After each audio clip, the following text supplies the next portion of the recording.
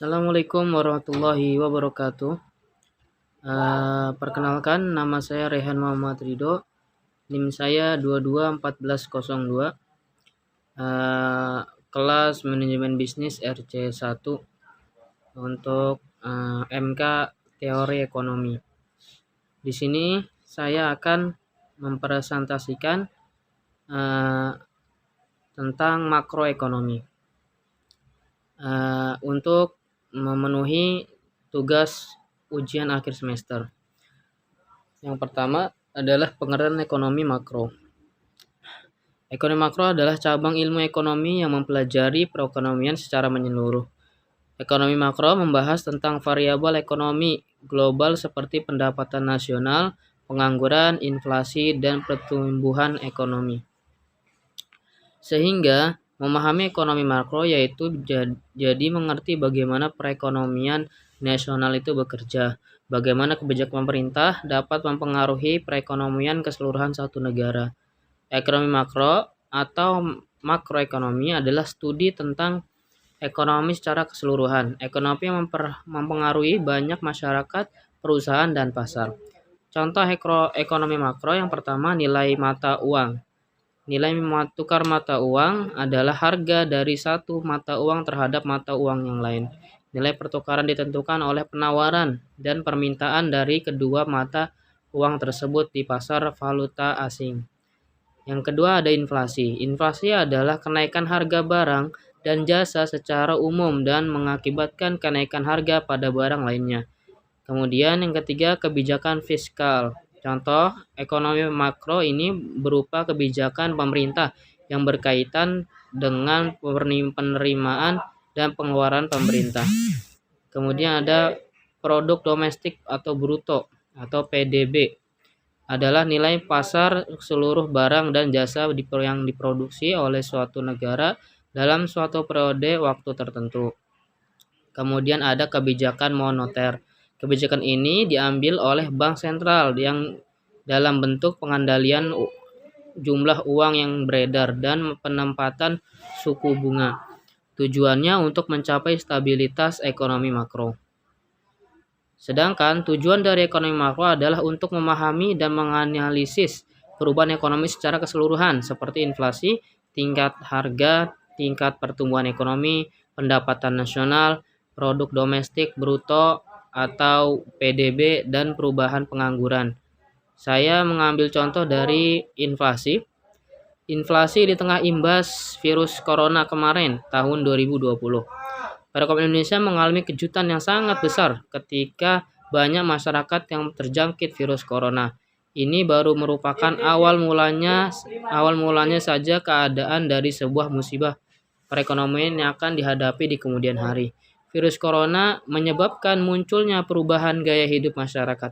Di antaranya munculnya istilah dan kegiatan baru berupa isolasi mandiri, social distance, serta pengurangan kegiatan di luar rumah. Sekolah dan universitas banyak yang ditutup dan perusahaan-perusahaan yang banyak meliburkan pegawainya. Hal ini menyebabkan dampak ekonomi yang sangat luar biasa di sekitar masyarakat, baik di masyarakat yang berasal dari golongan atas maupun golongan menengah, maupun terlebih lagi golongan bawah. Dilihat dari sudut pandang ekonomi makro, perubahan gaya hidup yang dialami masyarakat saat ini dapat mengakibatkan kenaikan inflasi yang tinggi dan banyak orang yang masih awam tentang ilmu ekonomi. Tampaknya tidak mengetahui bahwa kejadian luar biasa ini dapat mengakibatkan dua jenis inflasi bisa terjadi secara bersamaan. Inflasi yang pertama yang akan terjadi adalah inflasi tarikan permintaan. Kondisi inflasi ini terjadi apabila terdapat kelebihan likuiditas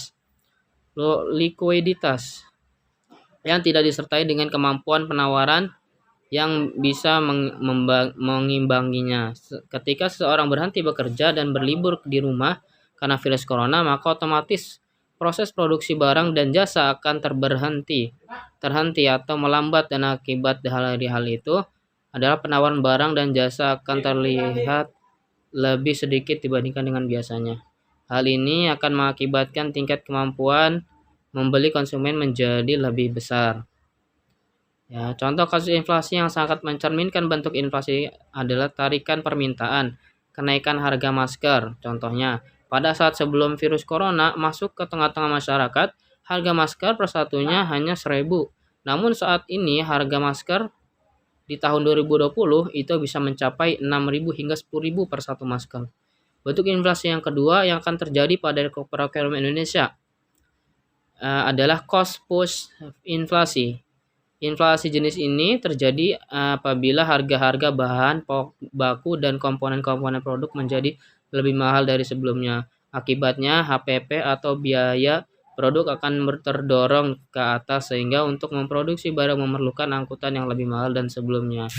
Jauh di masa depan, keadaan perekonomian Indonesia yang terdapat dampak virus corona akan mengakibatkan suatu keadaan yang disebut dengan stagflasi, yaitu suatu keadaan yang mana terjadi banyak kemiskinan, sedangkan harga barang-barang menjadi sangat mahal. Harga barang-barang yang tinggi akibat inflasi akan menyebabkan permintaan akan memperbanyak impor untuk menekan agar harga menjadi menurun. Namun, upaya pemerintah tersebut nantinya malah akan memperparah keadaan di masa depan, karena perusahaan-perusahaan yang berdampak di bidang-bidang yang barangnya diimpor tersebut akan mengalami kebangkrutan dan penutupan usaha. Akibatnya akan terjadi banyak hujan disertai keadaan harga-harga yang masih sulit. Ya. Kemudian oleh karena itu pemerintah perlu berbuat lebih jauh lagi dengan cara mempengaruhi sisi penawaran dari kurva perekonomian. Caranya adalah dengan menurunkan harga bahan baku dan dengan menghilangkan pajak terhadap bahan baku. Diharapkan dengan kebijakan yang mempengaruhi sisi penawaran perusahaan tersebut tidak akan dipengaruhi oleh harga pokok penjualan yang meningkat.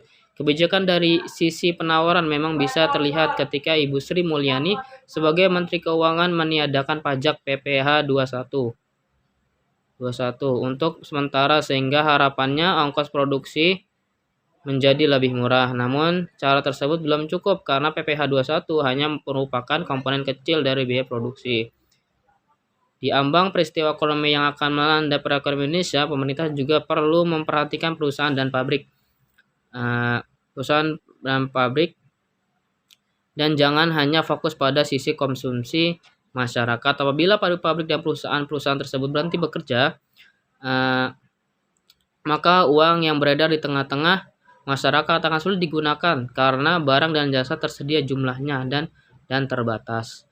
Mungkin cukup sekian presentasi dari saya.